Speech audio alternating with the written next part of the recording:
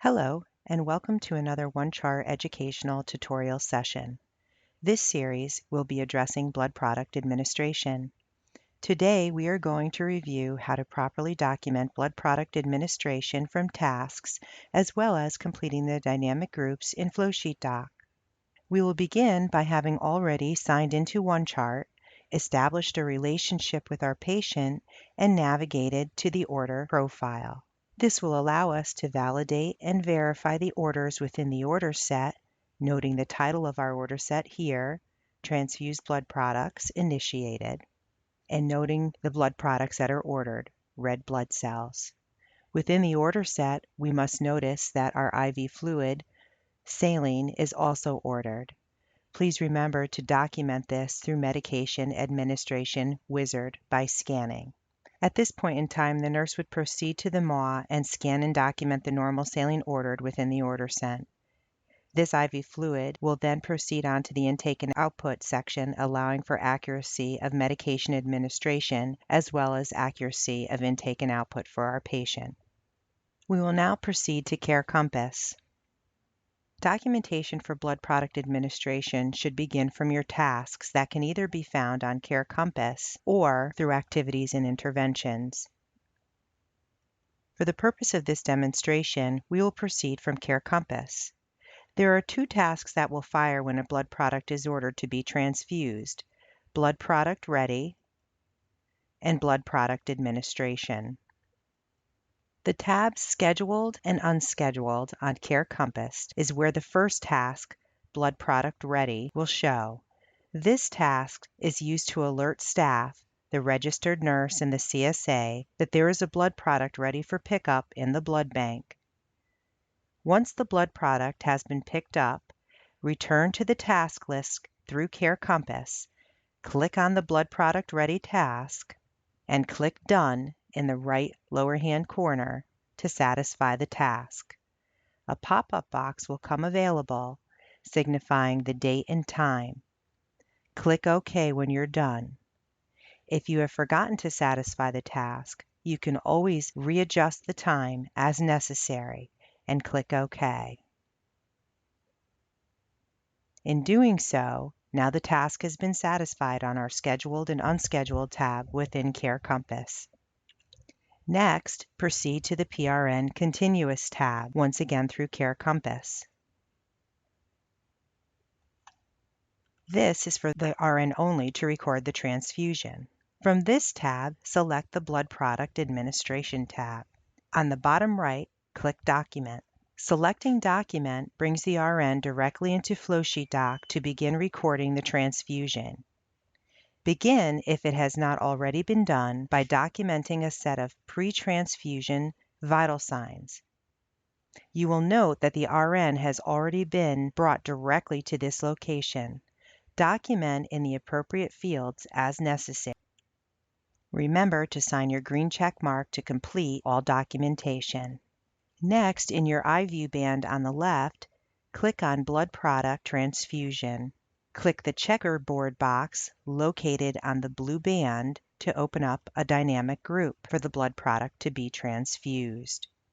Begin by scanning the DIN number or donor identification number.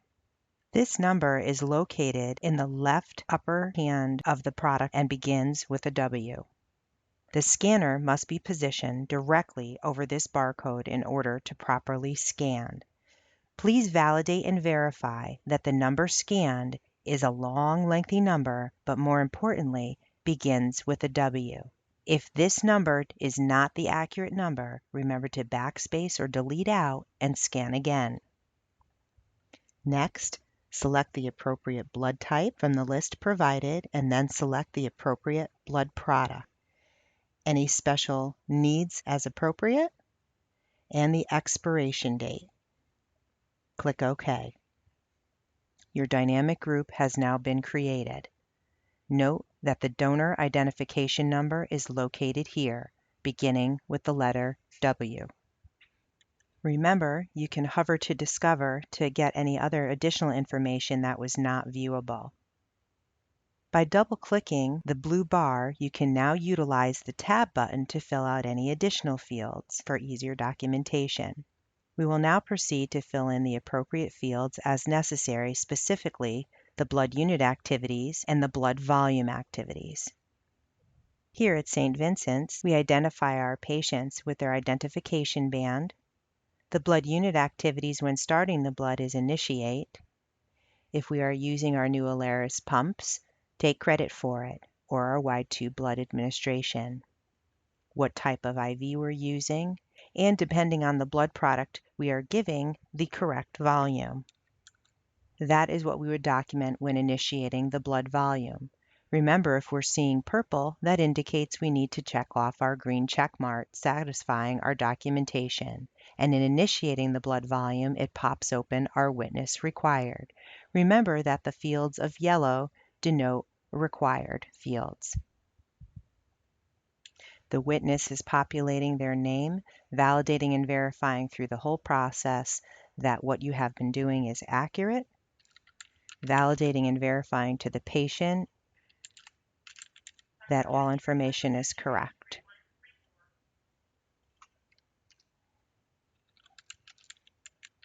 And now you can see that all of your documentation now turns black because you have your nurse and your witness validating and verifying all information. Remember now that the blood is infusing, and per our hospital policy, always refer back to the guidelines, that after 15 minutes, we would then be inserting another column and documenting another set of vital signs per hospital policy. This is validating and verifying that our patient is not having a transfusion reaction, and if they are, then you would continue on with the procedure per our hospital manual. When the blood product is completed, you're going to return to the dynamic group again, making sure that you're within your right blood product.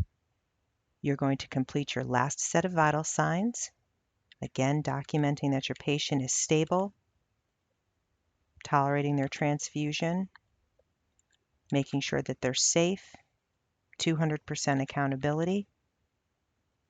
And as we proceed down further, just like we initiated the blood under blood unit activities, we now have to discontinue it. And just as we hung the volume, we want to state the amount of volume that was infused. This allows this volume to be transferred over to intake and output. Your patient treatment response, patient tolerated well. We're going to sign our documentation. And your documentation within the dynamic group is complete.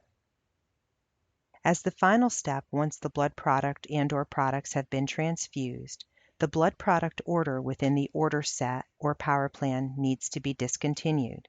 This will stop the task from displaying and complete the process. The order is the only thing driving the task on Care Compass for the RN. As long as it remains in the ordered status, this task will display on Care Compass. So from here, we're going to go back to our orders. We're going to go back to our blood product administration order, which is firing the task. Highlight the order by left-clicking on it. Then we're going to right-click, choose Cancel Discontinue, enter the provider's name that ordered the blood product.